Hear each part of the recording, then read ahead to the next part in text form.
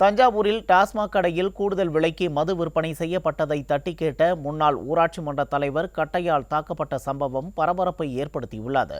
பட்டுக்கோட்டை அருகே கண்ணுக்குடி கிழக்கு ஊராட்சியில் உள்ள டாஸ்மாக் கடையில் கூடுதல் விலைக்கு மது விற்பனை செய்யப்படுவதாக புகார் எழுந்தது.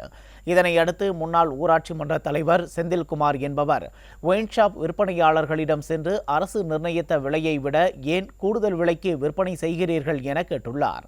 ஆத்திரமடைந்த டாஸ்மாக் ஊழியர்கள் செந்தில்குமாரை கட்டையால் அடித்து கடுமையாக தாக்கியுள்ளனர். இதனால் கையில் எலும்பு முறிவு ஏற்பட்டு அவர் மருத்துவமனையில் அனுமதிக்கப்பட்டார். விடிய ஆட்சியில் டாஸ்மாக் கடைகளில் அதிக விலைக்கு மது விற்கும் சம்பவங்கள் தொடர்ந்து நடைபெற்று வருவதாகவும் அதை தடுப்பதில் திமுக அரசு சரியான நடவடிக்கை எடுப்பதில்லை எனவும் குற்றச்சாட்டு எழுந்துள்ளது. மறுபடியும் அதை திரும்பியதுக்கப்புறம் மறுபடியும் 10 ரூபாய் 20 ரூபா சேர்த்து வச்சு விட்டாங்க.